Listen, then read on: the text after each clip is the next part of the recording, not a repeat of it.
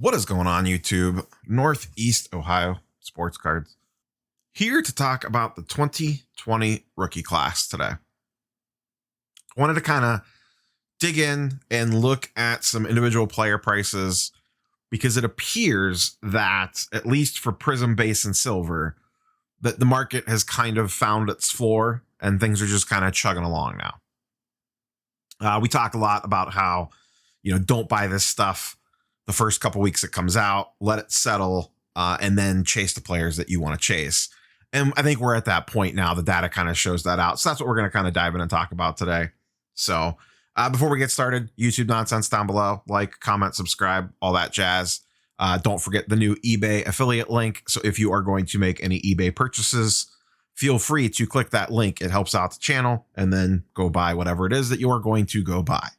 Also, as per usual, we will be using Market Movers today. The link to that is down below. So if you want to know where all these fancy charts and graphs and data comes from, it comes out of Market Movers.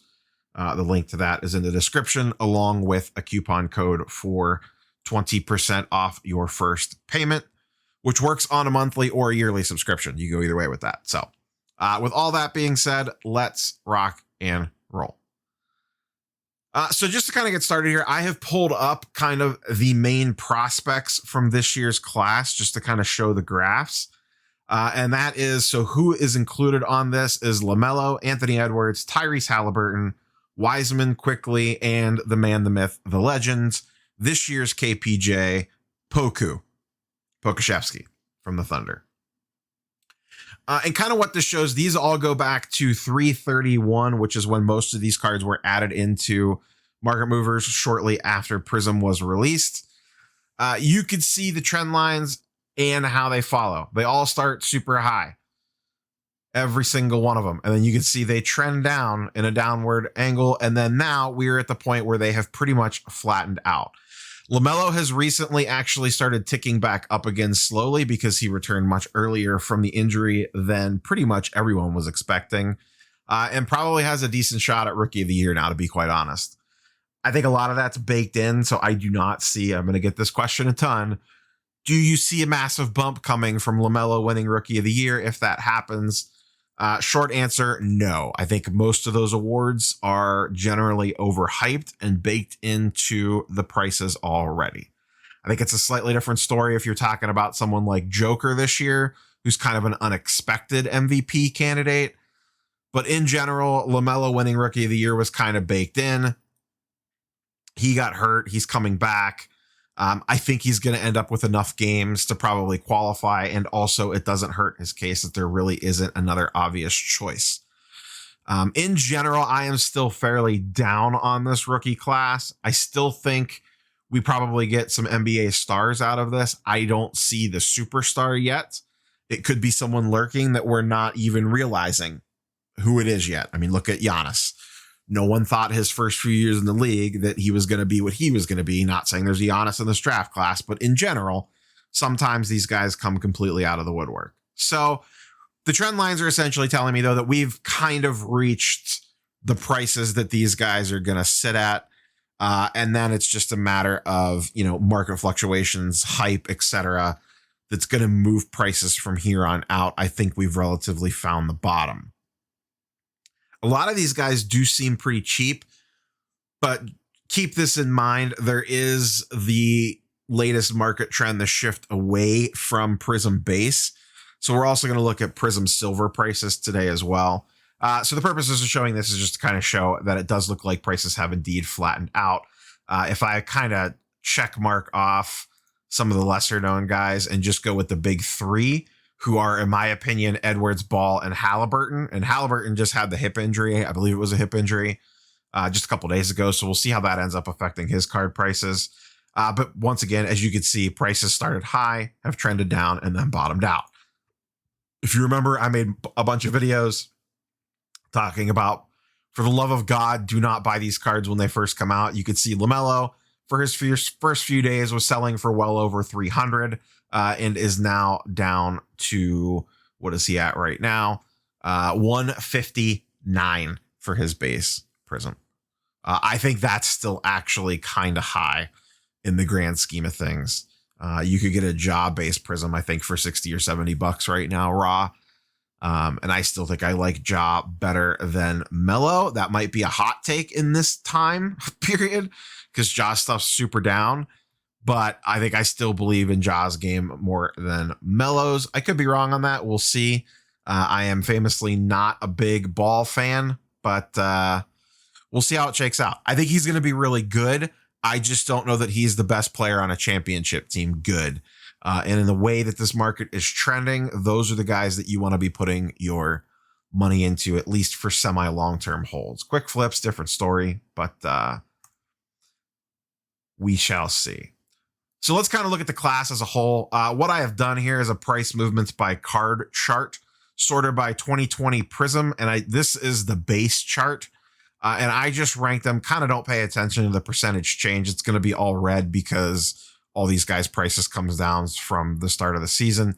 What I'm mostly concerned about is the ending average, which is showing us where all these guys are currently trending for. So you can see Lamelo's leading the pack by a mile at around 155 for an ending average, followed by Edwards at 48. We're mostly just going to be looking at the rookies, LeBron's cards in there. Halliburton at 20, Wiseman at 20, quickly at 12, Poku at 12, and then we kind of drop into the single digit guys. I still personally think this is kind of high. I don't know that I'm a buyer on Melo base Prism at 155. The other key thing to remember here is Select has not come out yet. Optic just came out not that long ago, or actually is about to come out. I'm sorry. Optic hits basically any day now, I believe. So that isn't on the marketplace yet. Optic is kind of settled into third place of the big three. You have Prism kind of leading the pack. Select will most likely be second, and in some cases first, depending on which level you're looking at. And then Optic is kind of settled into the third spot. Select kind of blew past it this past season in a lot of regards. And I can understand why. I'm still a fan of Optic, but I'm a sucker for the rated rookie logo. What can I say? So in regards to Ball, I still think that price is kind of high. I would personally, if I was looking to buy LaMelo base stuff, I think I would keep my powder dry and wait and shoot my shot with Select. Wait for Select stuff to come out. If it follows the football trends, Select club level seems to be getting forgotten about. That is the new parallel this year that falls between Premier and Courtside. Courtside's still going to be the one everyone wants. That's the main one to go after. But I think club level is going to be the new number 2. I'll probably do something standalone on this once we get closer to Select coming out. But club level is going to be what you want over Premier and Concourse. I think what's going to happen is Premier and Concourse are going to be much closer together in the long run. And I think club level, if it, like I said, if it follows Select, is going to be forgotten about in the early days because people don't realize how much more scarce it is than the other two. So I think there's going to be some deals once prices settle in on buying club level stuff over the other ones. Obviously, Courtside's still the king, but if you can't afford Courtside, I would go for club level for sure. So when it comes to base stuff, I think I'm keeping my powder dry for Prism, at least when it comes to LaMelo. Now, some of these other guys, especially the lesser end of the class, do have some intriguing prices even for base Prism. You know, Edwards at 48. Edwards is a nice highlight reel. I don't know that he's actually going to be a playoff winning player. I understand he's young. He hasn't played basketball his entire life, kind of one of those situations. And he has some flashy plays, but I'm not there yet on him, especially at his current prices. Same with Halliburton. Halliburton seems like a perfectly nice player, a good teammate, a good glue guy. I don't know that he is going to be a star / NBA superstar. He feels like the third guy on an NBA championship team, to kind of use a comp for that. Wiseman's been a mess this season. There could be some value there buying low. I am more intrigued by these guys down in the single digits. The first one that jumps out at me, there's a lot of Cole Anthony love lately. He seems fine. I have not watched a ton of Orlando Magic games here in April and May. Shocking, I know. They're not on TV a lot, and they don't exactly make the league pass rotation very often. So I haven't seen a ton of him in person yet, in air quotes. But I am intrigued by the upside of some of the cheaper guys. The first one that pops off to me is Patrick Williams at under $10. You know, we're talking pretty low risk here. Now, the real problem is to really enhance the value on this stuff, you need to get it graded.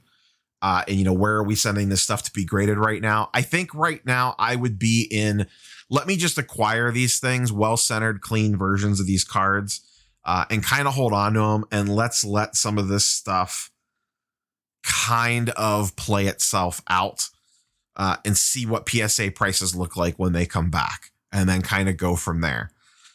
If you wanted to, my second choice would probably be CSG at this point, followed by HGA if you could get in the queue.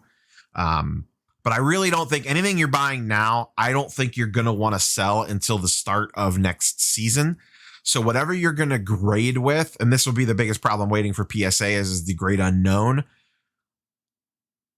You're going to want to try to get this stuff back by September or October, in my opinion, to be able to sell before next season starts. That's probably when a lot of these guys are going to be at the peak of their prices. So whoever you're going to grade with, keep that in mind. So maybe CSG is your best case scenario, or at HGA, and you don't wait on PSA. For some of these lesser known players, maybe that is the play. Who else do I like down towards the bottom of this list? I am a homer, Northeast Ohio Sports Cards. I think Isaac Okoro for $5 is an interesting play. The guy's pretty good defensively. He's played a ton, and the back half of this season, he has began to show flashes of having an offensive game. The first half of the season, that was not the case, but he seems to be getting his feet under him when it comes to offense, and has been playing much, much better with a couple spike games here and there. I am intrigued by him for a low entry point. Tyrese Maxey, semi-interesting. Obi Toppin, I was not a fan of him pre-draft. I continue not to be a fan of him. The biggest thing he has going for him is that he's a Knick. Killian Hayes for $4 seems pretty cheap, given, you know, he had the major injury this year, missed most of the season. He could kind of be, and I don't know that his game comps this way, but I think of him as like a Darius Garland 2.0. You know, Garland missed most of his first season on and off again with injuries, missed his first whole college season, just had a really rocky start, and then has played really well this year and kind of come into his own. I could see Killian Hayes kind of doing the same thing next year, kind of just chalking this year up to a wash, getting his stuff back together, and then, you know, kind of resetting and playing well in the next season. RJ Hampton slightly intrigues me at the bottom of this list as well, especially for $3. Hard to go wrong with that. So, things like this, you want to try to buy lots of. So if someone has like 20 base rookies in an auction or something like that, they ripped a bunch of Prism and they're just trying to move lots, target stuff like that. Then you could just filter out the ones you think could go for grading, and then just hold on to the other raw ones and just flip them raw. Let's look at silver prices, because honestly, I think for most of these guys, that's where you want to be sticking your money. I really just think diving in the base Prism, you could definitely make money doing it. Do not get me wrong. And especially some of this lower dollar stuff, getting this stuff for under $10 and then sending it off to grade, maybe to like a CSG, where your grade point's a little bit cheaper. You could send it bulk, and this is a good time to buy this stuff as long as you can get it back. Look at all the timings. I'm not up on current CSG turnaround times, but factor in the price point that is going to get these cards back to you in September or October. That's the key. Probably September. And I almost add a month to whatever grading estimate that they give, assuming that they're just going to get more slowed down. So, you know, dive into the boards on Blowout or whatever. They have very good order trackers that kind of tell you how quickly things are moving. But if you're just getting started, these are like, you know, these under $10 guys, and then getting them graded with the anticipation of their prices going up, and then the value that you add getting them graded could be a play, but the whole grading game is pretty tricky right now. Silver prices, LaMelo's leading the class, not shocking, at around $700. You have Edwards at $365, the LeBron and then Wiseman all the way down at 120, and then it drops to under $100. Once again, I still feel like a lot of LaMelo stuff is overpriced. Maybe I end up looking like an idiot on this one, but I've made my points on LaMelo a ton already. I just think that's a little bit high for his Prism Silver. There are a lot of other places, if I had $700, that I would rather spend it on more established players. Once again, I am more intrigued by some of the lower end guys. So let's kind of scroll down a little bit here and kind of look at the value plays and kind of work our way up. For $20, I'm slightly intrigued by RJ Hampton. For $26, I'm slightly intrigued by Jaden McDaniels from the Timberwolves. He's shown some real flashes.